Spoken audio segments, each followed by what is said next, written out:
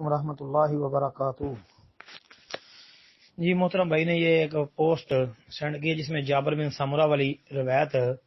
لکھی ہے جی رفع الجان منسوخ، کہتے ہیں جی اس مسئلے کی تحقیق تو بتائیں۔ محترم بھائی اس مسئلے کے اوپر ہم نے کئی دفعہ بحث کی ہے، کسی بھائی کو اگر اس کی تحقیق چاہیے تو گروپ ایڈمن جابر بٹی بھائی جو حافظہ اللہ ان سے رابطہ کر لیں، انشاءاللہ جواب میرا جو ہے وہ آپ کو مل جائے گا۔ باقی اس کے لیے اتنی بات یاد رکھیں کہ حنفیوں کے جو بڑے بڑے علماء ہیں، مثلا مولانا محمود الحسن دیوبندی، مولوی عبدالحی لکھنوی دیوبندی، جی مولانا یوسف بنوری، معارف سنن ترمذی کی شرح لکھی ہے، یہ سارے حضرات جو ہیں یہ اس چیز کے قائل ہیں کہ جابر بن سمرہ والی روایت کو ترک رفع الجان کی دلیل نہیں بنایا جا سکتا،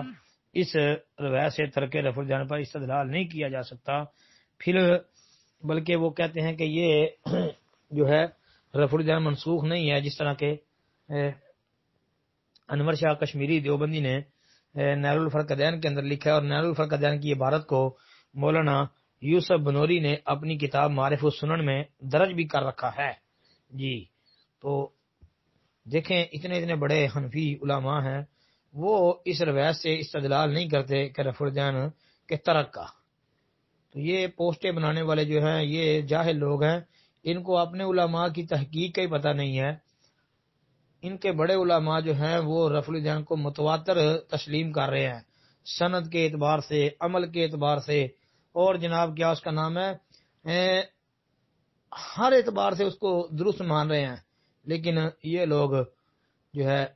غلط استدلال کر رہے ہیں۔ اور محدثین ائمہ دین نے یہ روایت جو ہے جو آپ نے پوسٹ میں لکھی ہے، اس روایت کے اوپر جو انہوں نے عنوان قائم کیے ہیں یعنی ابواب بندی کی ہے، اس کو سامنے رکھیں تو پتہ چل جاتا ہے کہ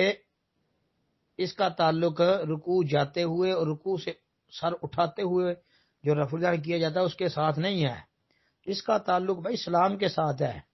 جس کا ذکر کئی دفعہ پہلے میں نے کیا ہے۔ السلام علیکم ورحمۃ اللہ۔